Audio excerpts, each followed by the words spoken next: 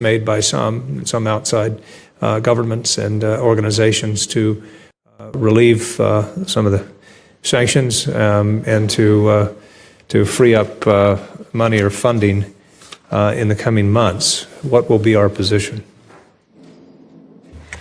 While we're engaging with the new government with an open mind, it's not enough to say it's a new government, so therefore none of the sanctions or restrictions that were previously in place should apply.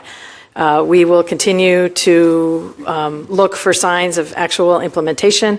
For example, the election that is coming up, there are months and months of preparation that need to lead up to that, and we would be interested to see an openness or an invitation to send outside observers, potentially as part of a group that might be led by an eminent African. And these are things that would need to happen fairly soon and could give some indication of the intentions beyond the nice speeches. Do we have, do we have any documents yet or timelines that we've put forward, or perhaps that we could look at, that the opposition leaders or others have stated that need to happen in terms of by this date voter rolls need to be completed, by this date such and such has to come down? Is there anything that that has been put together in that regard yet? We've not seen an actual timeline for leading up to the elections. There was encouraging news that the period for voter registration has been extended into February. We are looking at what a lot of members of civil society have put forth as requests or demands for the new government vis-a-vis actual democratic steps. And we are working very closely with our like-minded partners and trying to remain in sync with them, both in Washington and Harare and in other capitals. Thank you. Senator Booker. I'm going to allow Senator Coons to go first. Thank you, Senator Booker. Thank you, Chairman Flake. And thank you, Ambassador Sullivan. It is great to have an opportunity to talk with you and to the next panel about the transition underway in Zimbabwe and what the future might hold. As Senator Flake referenced, we met with former President Mugabe in February 2016, and like many, I was very pleased to see him go after 37 brutal years. But I think it's critical that the people of Zimbabwe not see one dictator replaced by another.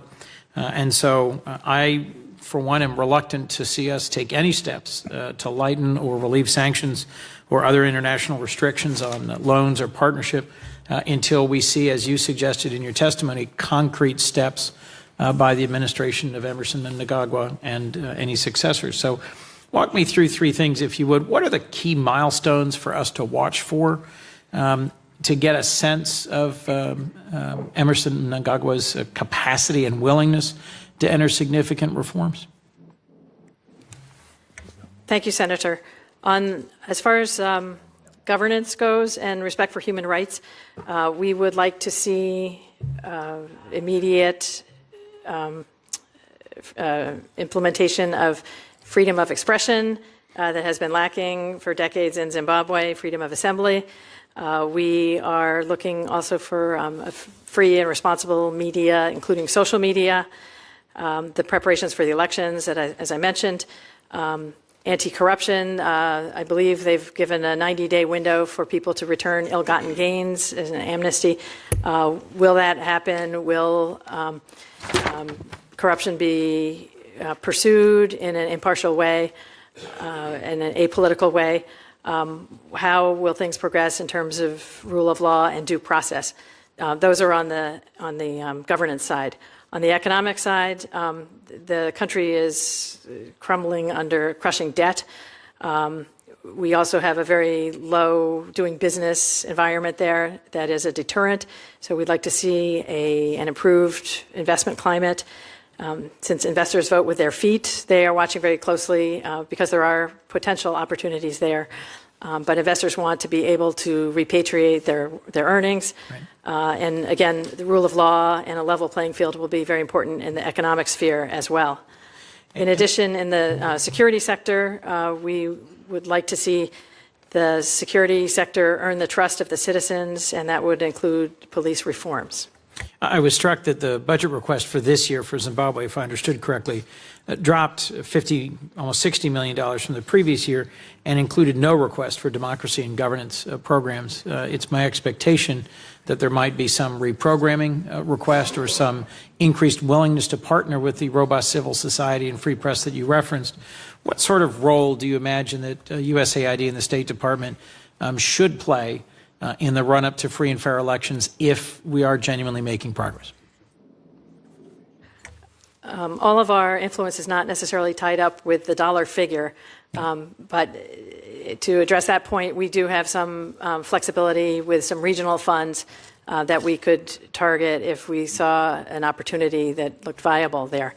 I think that our diplomats have a wonderful opportunity to use the bully pulpit to coordinate with like-minded international partners, and also to continue engaging with civil society organizations with whom we may not be currently giving assistance, but with whom we've cultivated relationships over the years. Because fundamentally, this will be about the people of Zimbabwe, and we want to support their aspirations for a country that can reach its full potential. Last question. So China has long had an active role in Zimbabwe during the liberation struggle and to now. What do you see as their influence in Zimbabwe compared to the United States? What do you see as their trajectory in Zimbabwe? And what do you think are their interests or their priorities compared to ours? I agree with you that this is essentially up to the people of Zimbabwe, and the actions that will determine their future will be taken by Zimbabweans. But it seems to me that this is a moment for the United States to show principled leadership, active engagement and interest. But I'm wondering what another major influencer in this country has in mind for their short-term agenda as well. Well, as throughout the continent, China is very interested in resource acquisition, and in their interactions with the various host governments have taken a very hands-off approach in terms of what they might consider undue influence or foreign interference. So we don't expect there will be any change in terms of China's approach, but I think we have a window for the U.S. to engage in a way we haven't been able to engage that will involve U.S. businesses, which of course are private, and we can't compel them to engage the way others perhaps have an opportunity with the state-owned enterprises to engage. Well, thank you, Ambassador Sullivan.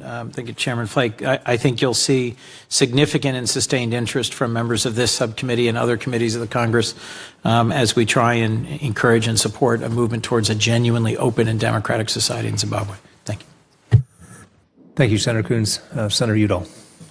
Thank you, Chairman Flake, and thank you for holding this important hearing. We really appreciate you being here. On November 17, 2017, the Department of Interior published its determination that Zimbabwe was sufficiently stable to allow for the legal importation of elephant trophies into the United States. This announcement was based on ratification of a new conservation plan in Zimbabwe in 2016 in the opinion that trophy hunting adds to the overall conservation of the species. The announcement, however, coincided with the coup of former President Robert Mugabe and a transfer of power to his vice president, underscoring the great instability in the region.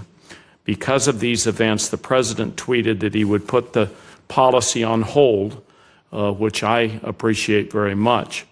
Wildlife trafficking decimates iconic species while funding global terror organizations. The chairman of this committee and I've worked hard to stem the tide of poaching and illegal wildlife trafficking across the globe, and I'm proud of our bipartisan work in the last Congress to provide agencies and international institutions the funding and tools necessary to stymie and interdict wildlife trafficking. But I worry that the current administration's findings for the elephant and the lion will undermine that progress. Do you believe that Zimbabwe has adequate institutional controls to properly manage wildlife?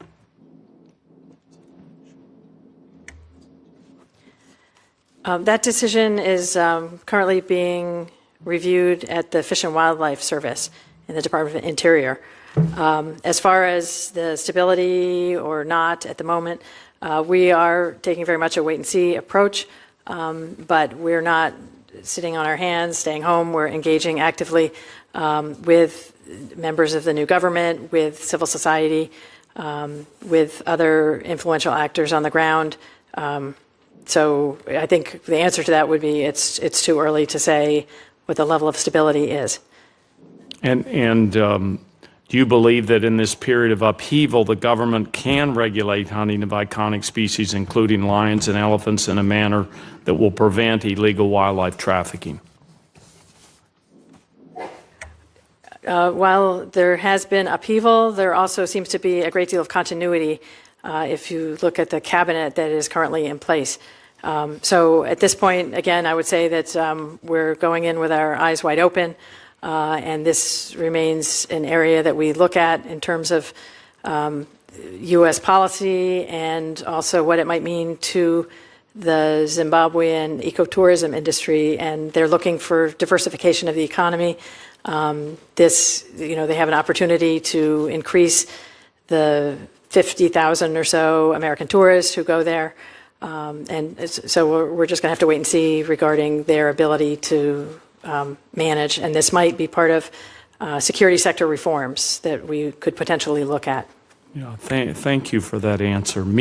Media reports indicate that Zimbabwe's Electoral Commission chairperson, Justice Rita Makaro, resigned abruptly on Friday without any rationale. The press is speculating that she was pressured to resign, and opposition leader Morgan Tsvangirai said that Makaro's resignation had opened a can of worms. What do you know about her successor and whether the change in leadership of the commission will make credible elections next year more or less likely? Senator, I'd like to take that question back and respond for the record. That would be good. Thank you very much. Thanks, Mr. Chairman. Thank you. Senator Booker. Thank you so much. So I'm just trying to understand the administration's position given things that are going on right now. You've talked about a lot of reforms that we're looking and waiting for, reforms on this coming election and how important that is, a desire potentially to send election observers. You talked about reforms in government, talked about reforms in the mining industry. Can you just tell me a little bit more about how you think we have, what leverage you think we have to ensure that we can see, let's start with free and fair elections, to see that those elections happen? Is there any ways that you think we have to further leverage that, or something that Congress could be doing? I'll take the latter part of that question first, if I may. We certainly welcome engagement of Congress and travel to the region, letters, engagement, and we will continue to work with you on the way forward. As far as the leverage, I think we see in place a new government that is eager to have a sense of legitimacy that the predecessor government lacked, despite the fact that it's a lot of the same people. Again, it offers an opportunity that we would like to try to work with and induce in a positive direction. The country is having a severe economic crisis, and that is another point of leverage, that without the reforms, there will not be good things happening on the economic front. And then finally, we are very tightly lashed up with our like-minded counterparts in country and having ongoing discussions with them about the preparations for the elections. So can I interrupt you there? Sure. There have been reports that the British government may consider extending a bridge loan to Zimbabwe in order to clear unpaid arrears and open up funding from the IMF and World Bank. Has the British government given you an indication that they plan to do this? We don't have any direct knowledge of that. We've seen some similar reporting. Acting Assistant Secretary Don Yamamoto was just in London this week. I'm positive that Zimbabwe came up in the conversations. As far as I know, that specific angle did not come up, and we remain in a very united approach to this. Okay, great. The accountability for atrocities, which is, I think, something that is, as I'm sure you agree, is of profound importance. Tens of thousands have been killed in numerous, unfortunately, raids and operations and massacres. church groups have documented an alarming record of government-sponsored atrocities before the '08 elections. We see the State Department said in 2000 that Mnangagwa was widely feared and despised throughout the country. That's the State Department's words, and could be an even more repressive leader than Mugabe. And so I understand that you're sort of having a wait and see if we can have inducements. But clearly, when it comes to accountability for atrocities, if there seems to be so much compelling evidence that this is someone that participated in this, how do you level that with our policies towards this new administration? Well, one of the things we'll be looking for is for the people and government of Zimbabwe to organize some sort of a truth and reconciliation process so that they can work through these traumas of the past. As far as President Mnangagwa, he remains under U.S. sanctions. And again, this is the government that is in front of us right now, and we're going to try to work to engage positively. He, in his inauguration speech, really wanted people to look forward and forget about the past. We're not going to forget about the past. We're going to keep that in mind as we deal with him and other members of the government. But again, not just appeal to their better natures, but try to help the government and the people of Zimbabwe move forward beyond this very, very dismal past track record of human rights. And just, be candid with me if you can, to expect a government led by someone who participated and was responsible for horrific violations, horrific human rights atrocities, to expect there to be a real truth and reconciliation coming from a government led by someone who has a record that from our own State Department seems to be so horrific. Should we really be expecting there to be a real truth and reconciliation process? Well, we certainly don't believe this will be a spontaneous course of action without a great deal of pressure and discussion. And it's not just the United States, it's also, as I mentioned earlier, the like-minded partners and a very active civil society. There were so many people out in the streets celebrating the prospect of a new Zimbabwe. They have high expectations, and we think in some ways, maybe not dramatically yet, but the lines have moved, and the kinds of oppression that people felt obliged to withstand in the predecessor regime, I think that it's been a bit of a game changer, despite the fact that it's a lot of the same people who are running the show at this point. Thank you, Mr. Chairman. Thank you, Ambassador. Thank you, Ambassador Sullivan, for your testimony. We'll now turn to our other panel and give them a few minutes. So we'll recess for just 2 minutes while the new panel comes. Appreciate the answers you've given today. Thank you.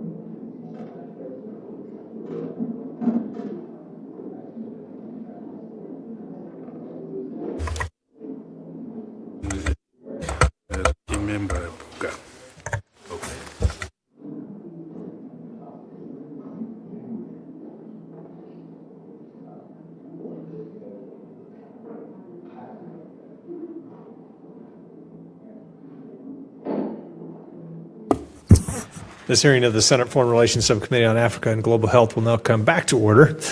Subcommittee has just heard testimony from Principal Deputy Assistant Sullivan, representing the administration's view. Now we'll hear from a second panel, each of whom has deep personal experience with Zimbabwe.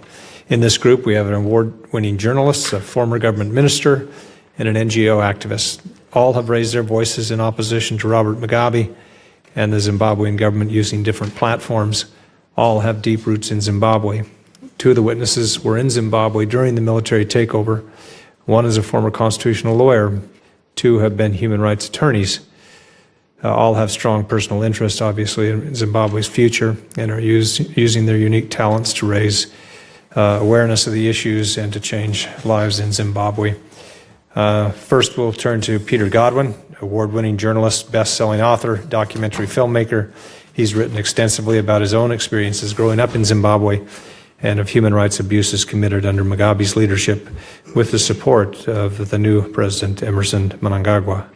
Tendai Biti is currently a key opposition leader in Zimbabwe.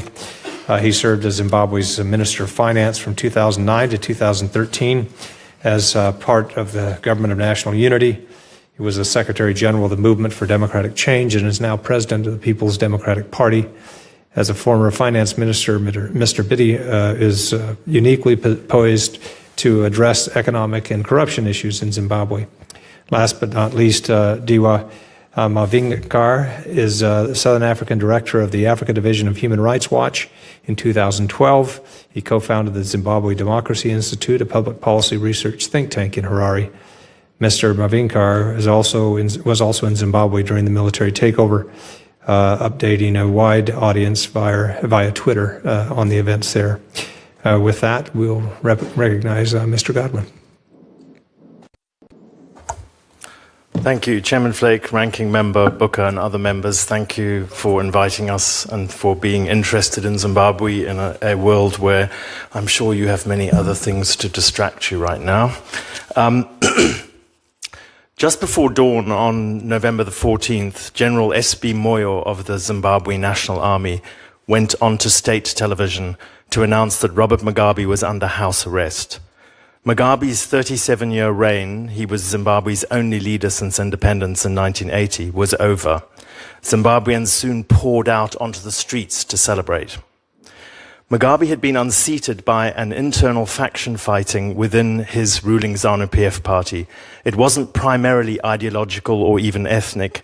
It was essentially a family feud on steroids, and it pitted old against young. His wife, Grace, who made a bid to succeed him, is 41 years his junior, too young to have fought in the Liberation War, hitherto a sine qua non for leadership of most Southern African liberation parties. Her attempt to create a dynastic succession, a la Evita Peron, Imelda Marcos, or Madame Mao, proved premature. Over his 37 years in power, Mugabe had hollowed out ZANU-PF, reducing it to a personality cult by getting rid of anyone who challenged his authority. But Grace overreached when she persuaded her increasingly enfeebled husband to fire his vice president Emerson Mnangagwa, her main rival. This was too much for the military leadership, who had close ties to Mnangagwa as he'd held defense and intelligence portfolios for much of his ministerial career. I think you can expect Mnangagwa to be strongly in hock to the military, who after all elevated him to the presidency. In the end, this was a continuity coup to protect the power of the party's old guard. General Moyo, who announced the coup, is the new foreign minister, the country's official interlocutor with the world. Air Marshal Perence Shiri is promoted to the cabinet too. He was the officer commanding 5th Brigade at the time of the Matabeleland massacres in the early 1980s. And it's speculated that General Constantino Chiwenga, head of the Zimbabwe National Army and architect of the coup, may be named vice president. Even if not, he will continue to be the power behind the throne, the kingmaker. The veterans of the Liberation War for Independence are once again ascendant too. Their leader, Chris Mutsvangwa, has been named as special advisor to the new president. And what are we to make of the new president? You should expect Mnangagwa to entice his own people and the world with the reformist stance. He will try to rebrand the party, presenting it as ZANU-PF 2.0, ZANU-PF Light, non-ideological, technocratic, managerial, open for business, safe once more for foreign investors. He has already mentioned a partial return of land to some white commercial farmers. He has embraced the rhetoric of anti-corruption, offering a 3-month amnesty window to return ill-gotten gains. But these promises don't stand up to scrutiny. What, for example, of his own corruption and that of many of the new cabinet, 8 of the 22 on the US sanctions list, joined by bonds of massively corrupt self-enrichment and repressive political violence? For them to put distance between who they now purport to be and their nearly 4-decade record in office is preposterous. And for Zimbabweans, as well as the international community, to believe this is to fall for ZANU-PF, for a ZANU-PF confidence trick, a survival bait and switch. ZANU-PF has long been a vampiric entity, sucking the blood from the nation. Mnangagwa is 75 years old. He's most unlikely to undergo a benign metamorphosis. He has been at the very center of ZANU-PF's repressive security web until recently Mugabe's trusted consigliere. He headed the feared Central Intelligence Organization, the CIO, at the time of the Matabeleland massacre, during which upwards of 20,000 civilians were killed. And he rolled out the terrible reprisal campaign during the post-2008 election violence, when thousands of opposition supporters were badly tortured and more than 200 killed. All of these and more besides were carried out by this same political party, kleptocratic, violent, repressive. What are the alternatives for Zimbabweans in the 2018 elections? You have before you today a senior member of the main opposition party, the MDC, so I will defer to him to summarize his own party's current status. However, opposition fragmentation is enormously beneficial to ZANU-PF, allowing it a real possibility of winning at the polls, even if opposition parties attract more votes overall. For the opposition, it is therefore imperative to unify or at least broker electoral pacts. It's also crucial that the elections are free and fair and perceived as such by the electorate. ZANU-PF has a long precedent of electoral foul play. If this is to be avoided in 2018, external monitoring will be essential. It is quite inadequate for observers to parachute into Zimbabwe shortly before the poll. There must be a persistent presence on the ground long before that, as registration procedures need to be scrutinized. In conclusion, if we reward Mnangagwa's same as it ever was, ZANU-PF, for its internal coup, for example, by prematurely dropping individual sanctions, we would help cement the culture of impunity that already infects Zimbabwe, where the perpetrators never face the consequence of their actions and where real freedom and reform remain elusive. Thank you. Thank you, Mr. Godwin. Mr. Biddy.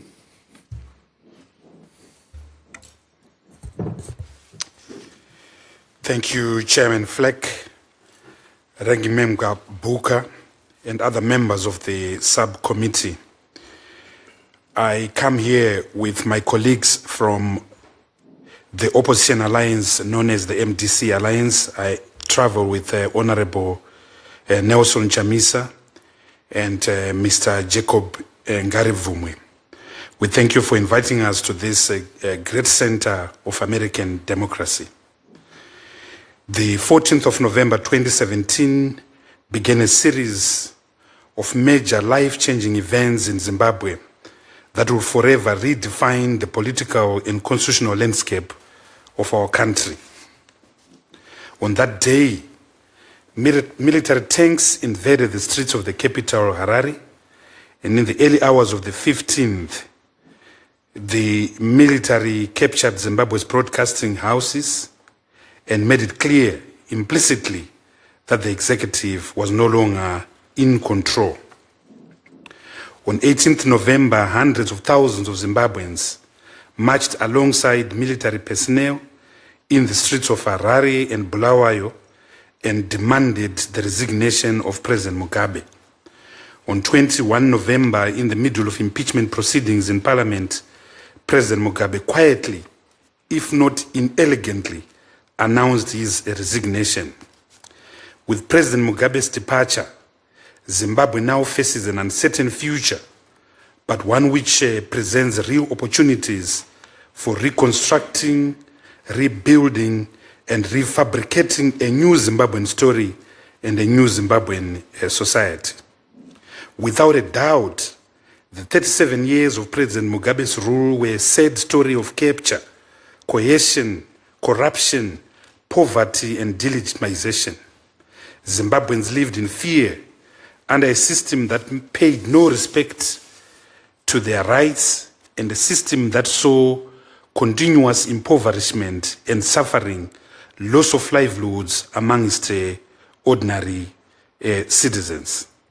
President Mugabe presided over one of the most autocratic African regimes that stood head and shoulders with the likes of current dictators like Obiang in Equatorial Guinea, Biya in Cameroon, Isaias Afwerki in Eritrea, al-Bashir in Sudan, and Yoweri Museveni in Uganda. What we now need as a country is a genuine break from a tortured past and not a continuation of the old order. The new Zimbabwe, which the majority of people that marched on the 18th of November 2017 crave for, has to be founded on the values and principles of constitutionalism, the rule of law, a just and prosperous society. And in the new Zimbabwe, every citizen must be free to pursue life, liberty, and happiness. And we contend, Mr. Chairman, that our country is in the middle of a transition from a very unhappy regime of 37 years of the torture and pain that I've described above. But like any transition, it can be a captured transition. It can be a derailed transition. It can be a hijacked transition. That is not what the thousands and thousands of people who marched on the 18th of November 2017 are seeking for. Those people who marched in Harare, in Bulawayo, in New York, in Cape Town, in Johannesburg, are looking for a fresh start, a genuine transition to a new Zimbabwean society. But what is the precondition to move to this genuine transition? In our view, the starting point must be a return to true legitimacy, constitutionalism, and the rule of law. The roadmap to legitimacy is the fundamental precondition to the establishment of a sustainable, just, and free Zimbabwe. This roadmap must be anchored on clear benchmarks. These include, number one, the immediate restoration of constitutionalism, the rule of law, and legitimate civilian rule. The military must be demobilized from the streets. Number two, and very importantly, the implementation of genuine electoral reforms to ensure that the election of July-August 2018 is free, fair, credible, and legitimate. Those electoral reforms must include, number one, the preparation of a brand new biometric voters' roll to which all political parties sign on to and agree to. Number two, agreement on an independent electoral management body, particularly in the postmath of the resignation of the ZEC chairperson, Justice Rita Makarau. Number three, and this is very important, the introduction of a diaspora vote. Zimbabwe has more than 4 million of its citizens that are in their diaspora. And in terms of Section 67 of our Constitution, they have a right to vote, and that right to vote must be respected. Number four, the introduction of international observation and poll monitors who must come into Zimbabwe months before the election as opposed to the current practice where a few African observers come into Zimbabwe a few days before the election and enjoy the fine hospitalities at the few remaining fine hotels in Zimbabwe. Number 5, we consider that there must be a defined role of the UN and its agencies in our electoral process. There must be full access to the media. There must be a safe environment for campaigning and voting which is free from intimidation. And naturally, there must be a repeal of the notorious Public Order Security Act, the Access to Information and Protection Act, IPA. Number 3, there must be political and institutional reform, which include aligning the country's laws with the 2013 Constitution, and in particular, actualizing the provisions dealing with devolution and the land question. Number 4, there must be a modicum of economic reforms that focus on macroeconomic stability, growing a shared economy, and addressing the huge challenge of unemployment and underdevelopment. Number 5, and this is very key, given the levels of intolerance, the destruction of the social fabric of our country, we contend that there must be the restoration of the social contract, including the renewal and rebirth of a new Zimbabwe that shuns corruption and promotes national healing and reconciliation. The above roadmap must be guaranteed and underwritten by the international community. In this regard, the role of the African Union and the United Nations will be critical. It will also be important for us as the opposition to give the people of Zimbabwe a genuine chance.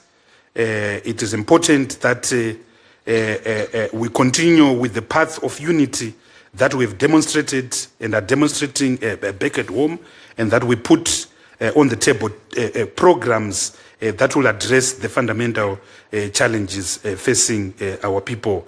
And I'm glad to say, Mr. Chairman, that this is exactly what we are doing. We also contend that the new authorities must show some signs of a commitment to real transformation other than cosmetic statements on the economy. The real danger is that they will pursue a Beijing model in respect of which there are nominal improvements on the economy, while political space is closed and democracy is muzzled. It is therefore important that the new authorities show signs of commitment to real change. They could, for instance, begin by openly acknowledging and apologizing for the major human rights abuses of the past 4 decades, in particular, Gukura Hundi, the cleanup operation known by the moniker Operation Murambatsvina, and the vicious 2008 election violence, in respect of which thousands of opposition and ordinary citizens were victimized. They could, for instance, order an inquiry into the disappearance of human rights activists, including Patrick Nabanyama and Itai Dzamara.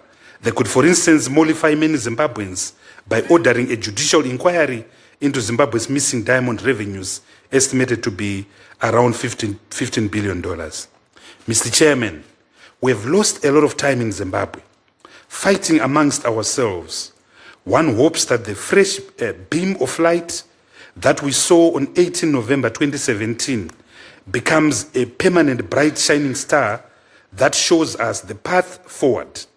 Zimbabweans must fix our own country and repair the wounds of the past, but we can't do this alone.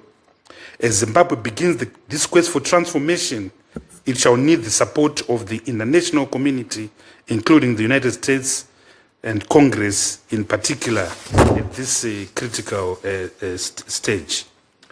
We know that this struggle has been long and difficult, but we're confident that we'll complete what we in the Movement for Democratic Change Alliance started in 1999 when we formed the MDC.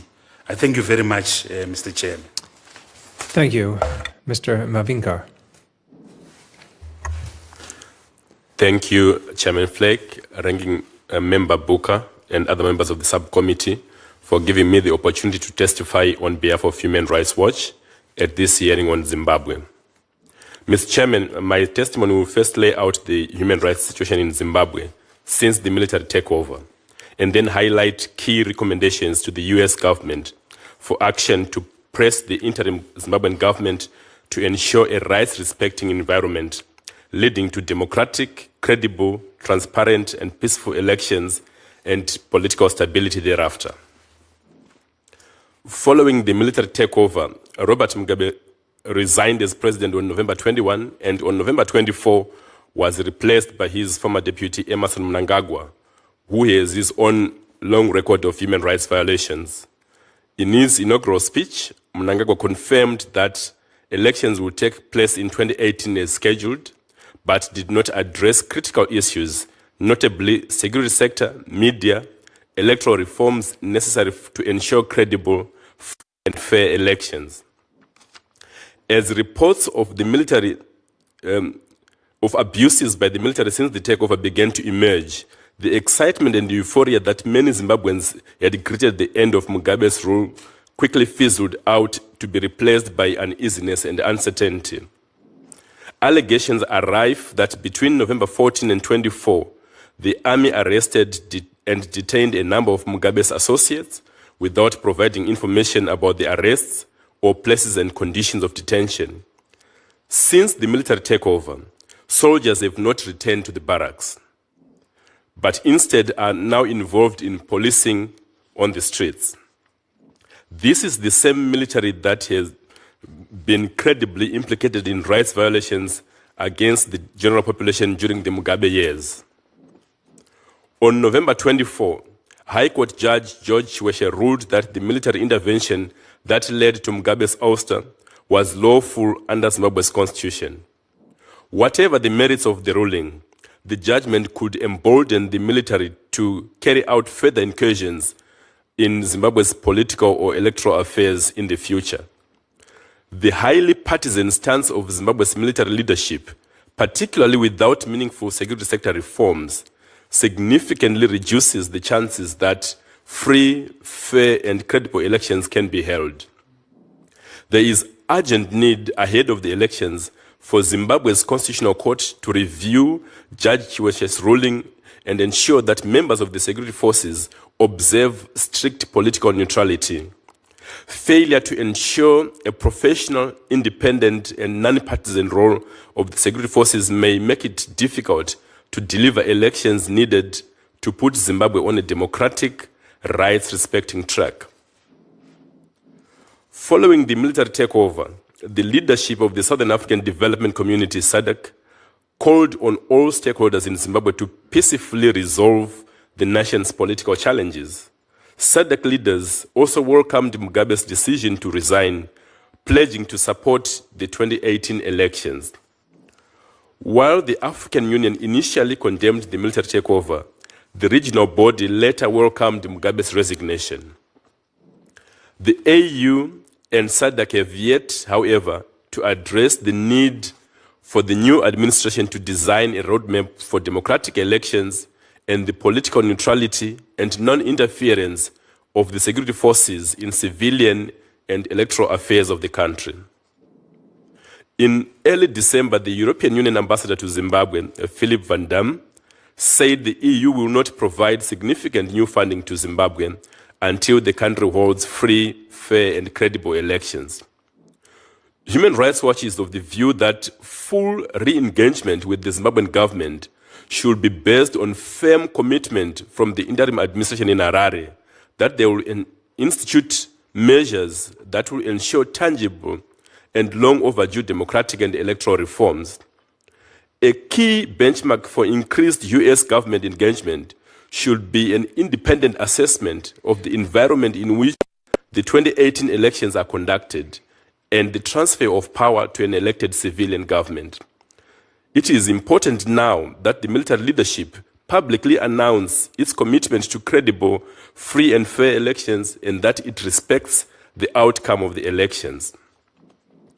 Mnangagwa's government should be encouraged through public statements to demonstrate commitment to accountability, justice for human rights abuses, and respect for the rule of law in Zimbabwe. We believe that Mnangagwa's recent calls to let bygones be bygones should not extend to serious human rights violations since 1980, many of which implicate the military.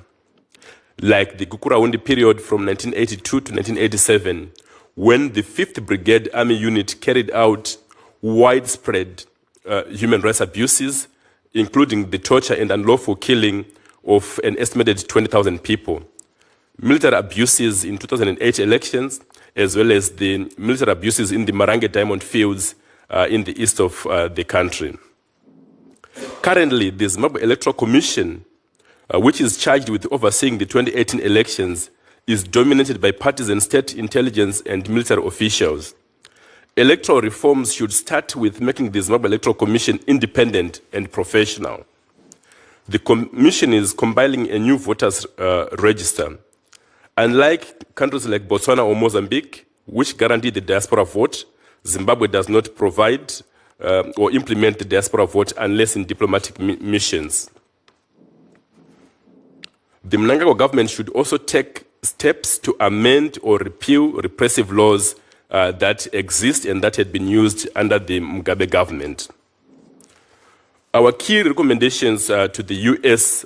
government include that the U.S. government should maintain the existing policy towards Zimbabwe until the military removes itself from politics and the 2018 elections are legitimately assessed to be peaceful, transparent, free and fair, and that power is smoothly transmitted to the newly elected government.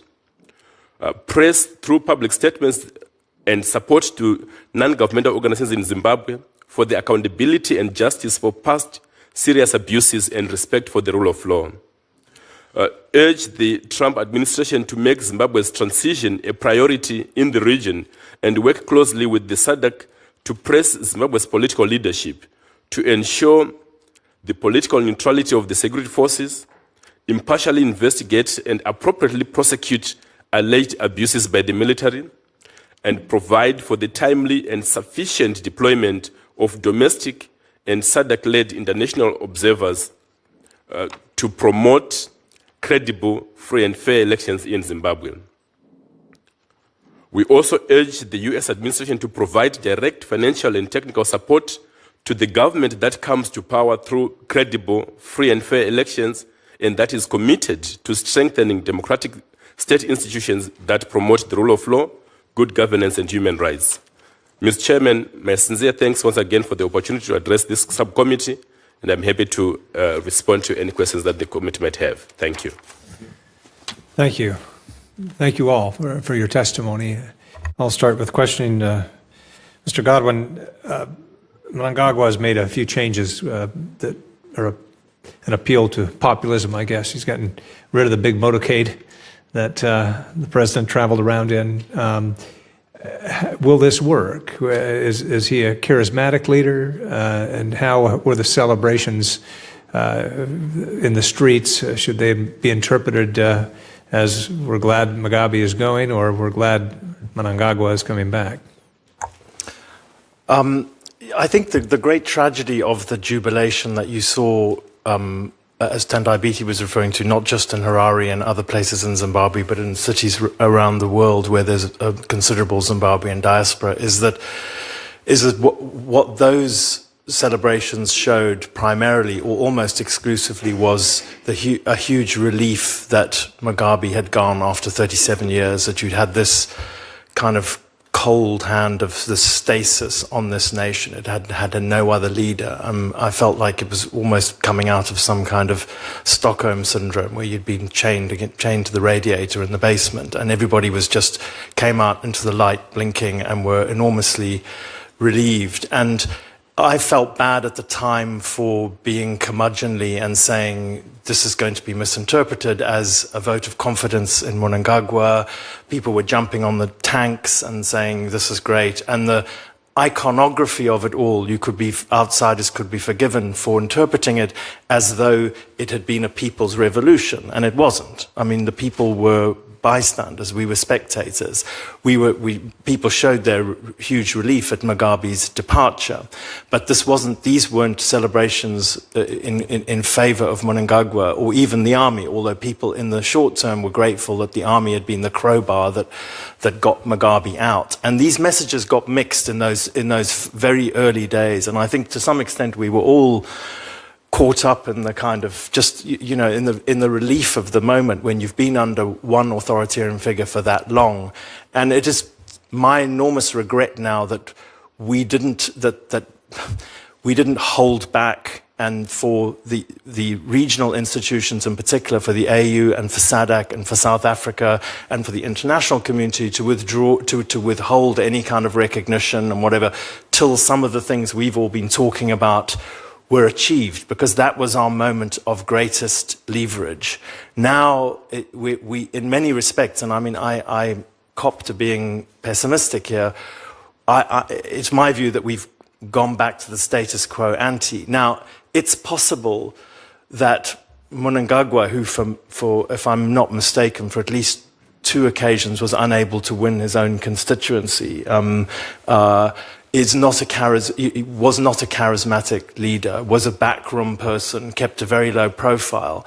But we're already seeing him wrap himself in the regalia of the personality cult. We were just looking earlier at the new fabric that's being produced with his image on it, and giving himself doctorates and one thing another.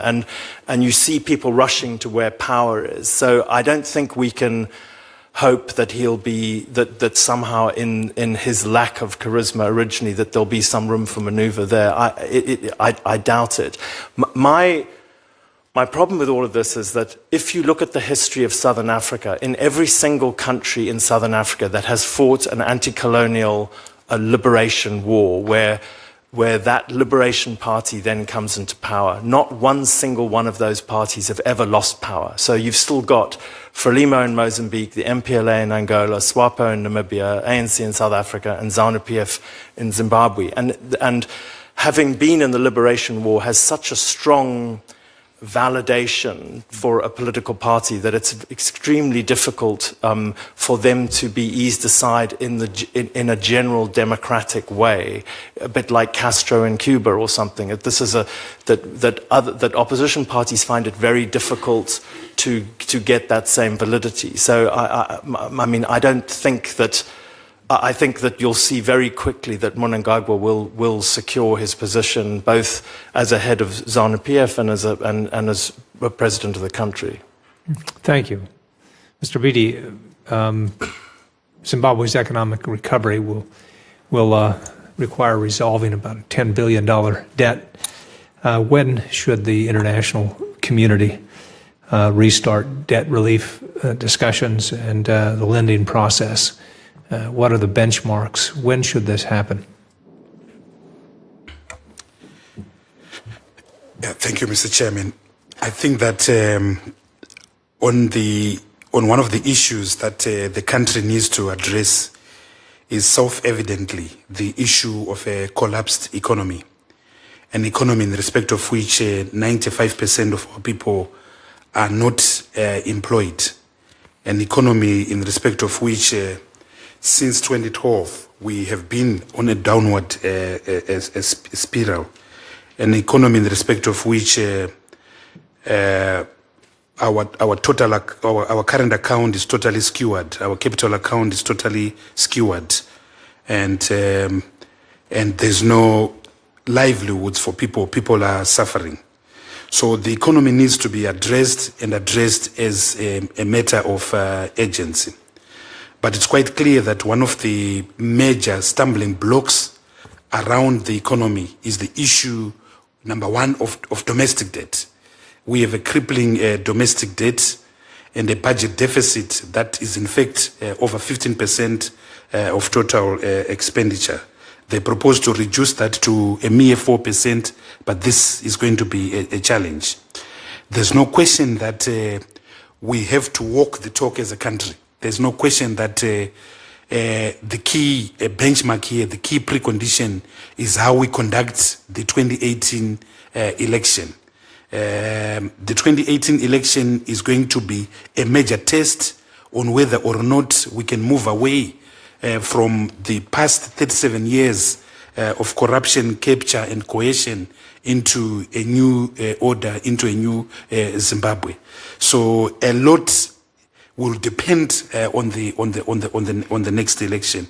If we are able to deliver as a country a free, fair, legitimate election in respect of which everyone accepts the results thereof, and the provisions of the Constitution spelled out in Section 2 of our Constitution, the founding values of the Constitution that deal with power transfer are respected, and there is genuine power transfer in Zimbabwe, then quite clearly there is an obligation on the international community to assist us in resolving particularly the debt question, where we have to engage the World Bank, the IMF, the African Development Bank, and the Paris Club of Lenders. All right. Thank you. Senator Booker. So I just have to say that I'm not, the testimony that you all prepared and the testimony that you all gave does not make me that optimistic about the 2018 elections. And Mr. Biddy, you said, in your testimony, in your oral testimony, even just the military, still their presence in the streets right now, that they have not demilitarized in the streets is somewhat concerning to me.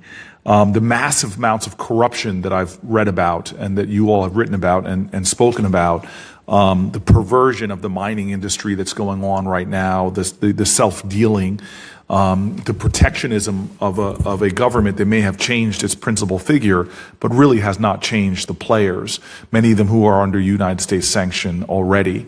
And I guess my frustration with this is that I don't believe we have an administration through the State Department as focused on, not to mention Zimbabwe, but other crises in Africa, from the DRC to South Sudan. I just do not believe our administration is prioritizing this amidst a true crisis. And I guess, there's obviously an appeal to keep our sanction regime in place. Zimbabwe Democracy and Economic Recovery Act passed in 2001 to keep it in place, but I'm just not feeling that is enough in terms of trying to do everything we can as the United States of America, and as Mr. Biddy told me, that that's one of the guiding light democracies, that we're really engaging enough. And I guess what I'm looking for from the panelists, and really I benefit from having a ranking member, a chairman of this committee who is very engaged, very focused. I guess what I'm hoping is that you might inform us on additional actions we could be taking to help bring about the long list of reforms. Mr. Biddy, you laid out the Congressional Research Service, which we had laid out. I mean, everybody's laying out what needs to happen and the kind of reforms, economic reforms, military reforms, constitutional reforms, election reforms. I mean, I'm seeing what the pathway is and the benchmarks, but I'm not going to leave here today feeling that confident that this is something that we're going to be able to achieve, given the what's going on. Now, you all have been incredibly generous to come to the United States, to come here, changing some significant plans to come here. But I wonder if you could be more directive to a junior senator in the United States of America, that if you were where we were, what would you be pushing the State Department to do? What would you be using our position to really change what I am sorry, I just don't have confidence that 2018 is going to bring about the kind of reforms. I do not have confidence that the very people that committed atrocities are going to somehow create a process by which there can be accountability for those atrocities. And I worry about the people of Zimbabwe right now who are suffering an economy that is in very bad shape, unemployment rates that are extraordinarily high. There are a lot of folks this is a humanitarian crisis going on. And really it's a crisis stimulated by a governance crisis, because Zimbabwe is a country of great wealth, great competitive advantage, great opportunities. And the block towards the kind of reforms that can have Zimbabwe thriving, a nation that used to be one of the region's breadbaskets. I mean, there's so much greatness in Zimbabwe, but I really see that the obstacle is governance. So I guess this is just a plea to the panelists. Maybe you can go one at a time, and my time will be expired. But to give me some direction, to give this committee of committed, bipartisan folks, the people you saw in from Senator Young, obviously Senator Flake, Senator Coons, feel a passionate love of Zimbabwe and a concern for the people. I would love it, maybe we just go one at a time, to give me some direction over this next year to maybe ramp up American influence to bring about a more robust democratic institutions. And maybe we can start with Mavahinga. Thank you so much. For us at Human Rights Watch, the key really is to acknowledge that what we have now is not the normal, is not something that should be accepted in the sense of having the military on the streets, and therefore the US administration could strongly push the Southern African Development Community and the African Union and other players to insist on a roadmap for democratic elections, and to then say, as my colleagues have said, that a key benchmark really to review relations is an independent assessment of the environment in which the 2018 elections are held. And this includes domestic and international observers to elections having full access to the country, to all parts of the country, without interference. And this would also include ensuring that watching closely the replacement of the chairperson of the Zimbabwe Electoral Commission, who has just resigned. That person who replaces is someone who is known to be independent, impartial, non-partisan, and with the capacity to deliver a democratic election. So a strong focus on a democratic election ahead of re-engagement would be key moving forward. Thank you. Thank you. And I just want to say, I didn't mean my criticism was the State Department. We had a wonderful witness, Ms. Sullivan, who was here before, dedicated people in the State Department who've been focused on this issue. I really mean administrative prioritization in terms of reflected in their budget, reflected in many of the vacancies that we're seeing around Africa. I'm sorry, Mr. Biddy, I just want to make sure that my comments weren't misinterpreted to the extraordinary public servant we had in the first panel. Mr. Biddy. And at some point, Mr. Biddy, in your response, could you say my name again? Because the way you say Buka, it just makes me, it's just really, I can't get over how wonderful that is. I need to record that. That's what I'm calling him for. Yeah, please. Well, look, I think your conclusions might lead to the position that of pessimism. But we as Zimbabweans are hopeful that we will go to destination New Zimbabwe. Zimbabwe is not the first country that is difficult that the international community has had to deal with and is dealing with. You've got hopeless places like Somalia, like South Sudan, Eritrea, the Democratic Republic of Congo. But when you look at Zimbabwe, there are certain drivers of change. We are in a genuine transition that is not just restricted from or limited to the fact that President Mugabe is no more. There are certain drivers of change that make genuine transformation inevitable, whether it's next year or it's 5 years from now. There are genuine drivers of change. Number one is the economy. People are suffering, people are excluded, people are delegitimized. It can't go on as is the status quo right now. It can be business as usual, where you have 95% of your people unemployed, where you have 82% of your people surviving on less than US 35 cents a day. Something has to give. So the new authorities and every one of us know that there must be change and huge change. The military intervention in November has created huge demand, huge expectations, and the honeymoon period has been very short. People want delivery, people want action. So everyone in Zimbabwe, the civic society, the churches, the opposition, and the new authorities, they all understand that we have to deliver something on the table for suffering Zimbabwe. That's a driver of change. Number two is the youth. 69% of our people are below the age of 35. We are producing about 500,000 graduates every year, but we can't give them jobs. By 2045, our population would have doubled in Zimbabwe. The economy is not growing sufficiently to absorb the population bulge. So that on its own is a driver of change. You have an opposition that is reorganizing, that is coming us together. You have seen us here as a team. That's an important driver of change. So I've absolutely no doubt in my mind that there will be some change. The people that came out in the streets of Zimbabwe, including in places like New York here, like South Africa, Joburg and Cape Town, they were sending a message that they were ready for change, they are demanding change, and the majority of people who were in those marches were millennials, young people who want genuine transformation in their country. So the United States Congress must continue to do what it has done very well in the past. Number one, interface with our people. The United States remains the biggest donor, the biggest supplier of overseas development assistance in Zimbabwe.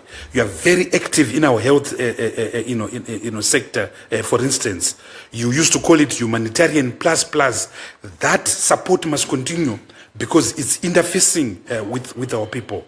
The support to the democratic processes, which you have been known for so many years, must continue. Engagement with our government on these key issues that we are discussing is very key. I think everyone must know that there's a reward for good behavior. There's a reward for constitutionalism. There's a reward for international engagement. So right now is a great opportunity for interfacing, for saying to Zimbabwe, you have a great opportunity. Don't miss this opportunity. Notwithstanding that it might appear so gloomy, it might appear so desperately pessimistic, the bottom line is that we've got an opportunity and we don't intend to squander this opportunity. Thank you, Mr. Kadi, and thank you for your just courage in general as part of the opposition. Mr. Kadi, will you take me home? I completely understand your frustration, and we share it too. This has gone on for an awful long time. We've lost a whole generation to this situation, and sometimes I think we are stuck in this sterile binary. And Zimbabweans are a very hopeful people, and we're easy to peddle hope too, and we have low expectations, and they're often dashed. I do think, sometimes one is tempted to indulge in a period of blue sky thinking, to say we've had these sanctions, these individualized sanctions in place for however long, and they've made no effect whatsoever. And in fact, what they've done, to some extent, critics will say, is provided ZANU-PF with a very convenient excuse for every time the economy is bad, they say, oh, it's sanctions, it's not us, blame America, blame the EU, whatever. And it shields them from the consequences of their own mismanagement. Bear in mind that Zimbabwe, as far as I understand it, is, if not one of the fastest shrinking economies in the history of peacetime failure of economies. You have to look far and wide to find a self-inflicted, failed state spiral that doesn't involve war, it's purely incompetence and corruption and patronage. On that subject, there are two other things, and I'm not necessarily recommending these, but if one's casting around for alternatives, because clearly what we've been doing hasn't been working. One of the things to do is to do what they did in Lancaster House, which is that you bring together a huge pot of money. You basically put all the things that you would, and it's not necessarily new money, but you bring the international community together, all the donors, all the bilateral aid, etc., and you hold this thing out and you coordinate it, and you say, if you do these certain things, if you meet these certain benchmarks, whatever, we will unlock this thing. And they look at this glittering pile of goodies and they think, my God, everybody gets excited about it, whatever, and you turn it around. At the same time, that's the carrot. You have a stick where you say, and if you don't, then we're going to ratchet things up. And you kind of just basically make it even starker in their alternatives. I think that, excuse me, the other thing, and I'm sort of almost even hesitant to even mention this, is that you flip the sanctions that you've got now, which is that, I'm not sure technically if it would be called a sort of reverse sunset clause, where you say, I tell you what we'll do. We've got this new government, whatever, we'll give you the benefit of the doubt for 6 months, or say until the next elections. We're going to drop all the sanctions and whatever, but they'll automatically go back on if you don't meet these benchmarks, the benchmarks that we've all been talking about, the ones that there's pretty wide agreement on in civic society. And that way you take away the excuse of sanctions and whatever, you pull it back and you flip it. That would be a way to prioritize the carrot over the stick and see if mix it up and see if it works. I personally, my personal opinion is that I don't think it would, but sometimes that can be unlocked. My worry with Zimbabwe is that, in the way that it's changed, in the way this whole calculation has changed, is that Zimbabweans are, a very, very. They have a lot of initiative. They're able to make a plan when stuff isn't. They're enormously adaptable, and there's so many of the best Zimbabweans fleeing the country all the time. In the diaspora, a lot of the leadership echelon, a lot of people who should be at home doing stuff are going away. And what they do, ironically, is they assist Zimbabwe in surviving because the country exists on their remittances. Zimbabwe is a huge remittance economy. It's like the Philippines or Pakistan or Egypt. And the more people who go out, the more that they actually send money back, and they kind of and they keep the government going. So those are some of the thoughts I think that one might entertain. Even in Lancaster House, they did it in a big a peace conference. They pulled everybody together and said, what should we do? And that would be one way to look at it. Thank you very much, sir. Thank you, Mr. Chairman. Thank you. Let me just have a few more questions, if that's okay. Yes, please. Mr. Godwin, you had kind of a unique perspective during the 1980s, during the Matabele land massacre, and as a lawyer at that time. What do you suppose the response will be for those who want to hold people accountable? What are we likely to hear from the president, who was then the chief of intelligence at that point? What are we likely to hear? I do think what I'm always astonished by, and I was a young reporter down there on the ground when it happened. It was a first big story of mine. And for me, the Matabele massacres were ZANU-PF's original sin. When I saw what that was and what it consisted of, it was something where I, along with so many people, had gone back to Zimbabwe after 1980, and this was going to be this big new progressive experiment, and I never recovered from it, and I don't think the country ever fully recovered from it. I think we lost our moral core, and we lost the whole sort of hopeful, thing that everybody had up until that point. What I am consistently surprised and amazed by is actually how generous of spirit the victims and the families of the victims are. What, in my view, and I really don't speak for these people. These people have their own voices and whatever. But in talking to them, what my takeaway is that they're incredibly reasonable, and what they really want is acknowledgement. They want acknowledgement of what has happened. They want an inquiry. They want this thing to not be swept under the carpet all the time. And for a government, for any government, it's actually a concession you can make that doesn't cost you that much. Now that it's actually really quite a long time ago, and they've gone a little bit way. Once, they said moment of madness. Well, there's a slight problem with it being a moment of madness, which it took 4 years, 5 years, depending on how you calculate it. So it wasn't a moment of madness. And the other problem is that the two of the people who were most intimately involved in the Matabele land massacre are now more senior than ever before. So in a sense, the more direct perpetrators, the most direct perpetrators, especially Parents Shiri, who was who commanded the troops in the field, who were doing this, is now in the cabinet. So I mean, in a perfect world, I think that really has to be dealt with, and the country can't move on really in its sort of the culture of impunity we were talking about before. It really starts with the Matabele land massacre, and then it goes on through all these other things. ZANU-PF has been rewarded every time it's used violence for political ends. It's worked. If you just look at it on a cause and effect basis, it's worked for them, and they haven't had to pay, a price for it. And if that goes on, it becomes completely irrational for them to stop. Why would they stop? It works every time. Thank you. Mr. Beattie, you talk about what was mentioned in your testimony and others that need the diaspora to be able to vote. That's part of the Constitution right now. And there's about 4 million Zimbabweans living abroad, which would represent a sizable chunk if they were able to vote. How much resistance do you think you'll get from government to make good on constitutional protections there? Because it would, one would assume that a good chunk of those outside of the country might see things differently than the ruling party. Thank you, Mr. Chairman. The Constitution is very clear in Section 67 that every citizen has a right to participate in the political affairs of one's own country, and has got the right to make a political decision, including the right to vote.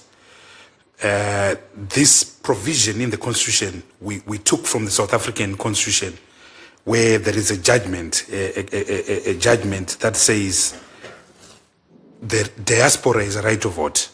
So we are insisting that we can't disenfranchise the millions of Zimbabweans that are in the diaspora.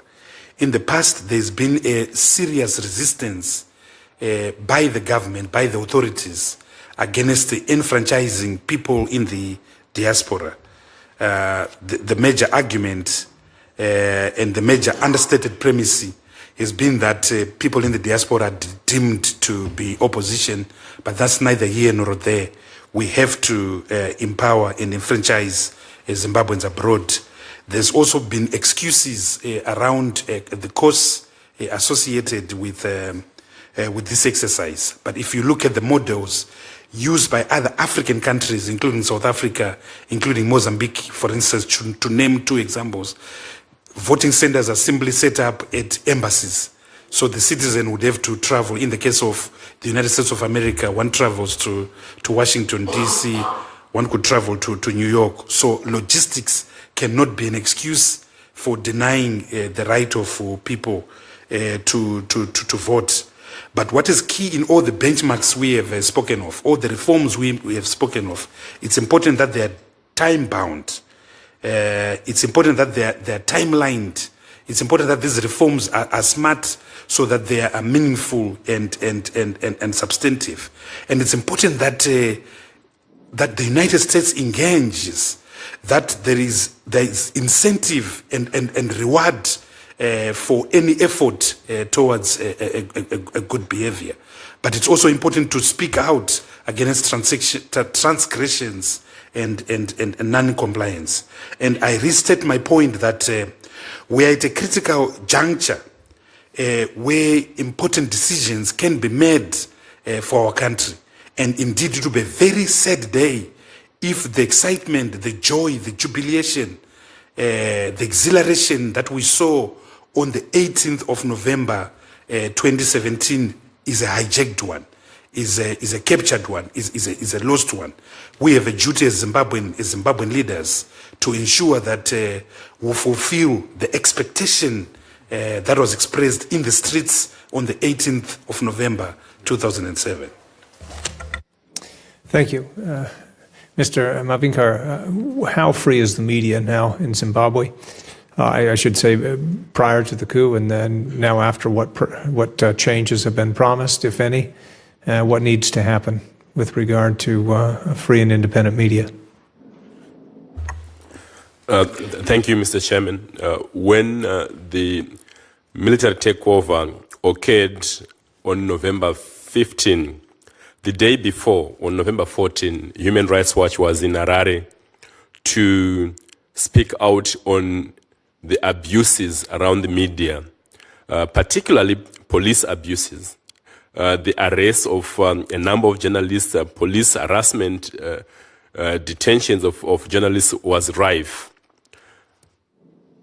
Since the military takeover, the soldiers have particularly focused on what they call cyber security threats and said that social media now constitutes the highest national security threat to the authorities in Zimbabwe. So there is a danger now of shrinking space, and the soldiers have issued a number of warnings to those that are on social media, and there have been increasing attacks on social media from those that are supportive of the authorities in Zimbabwe. What needs to happen now to open up the space for the media is to ensure that there are critical reforms, a repeal or amendment as appropriate of such laws as the Public Order and Security Act, the Access to Information and Protection of Privacy Act, and also to ensure that policing is impartial, is independent, is professional, because partisan policing was also part of one of the reasons why there was this targeting of members of the media. One of the activists who disappeared in March 2015, Itai Dzamara, was himself a freelance journalist. Recently, also an American citizen, Martha O'Donovan, was picked up and locked up and charged with seeking to subvert a constitutional government simply because of a tweet. So this kind of trajectory has not gone away because the infrastructure in terms of the laws in place remain. So there is an urgent need as we prepare for 2018 elections to look at legislative reforms that would open up the media space and ensure that there is a full implementation of the 2013 Constitution, which guarantees media freedoms, but which are not enjoyed by citizens because of the laws that exist that are not in line with the 2013 Constitution. Thank you. Thank you. Do you have any further questions, Senator Booker? No, sir. No, sir. Just hoping that we can keep the lines of communications open as things are unfolding, especially into the coming year.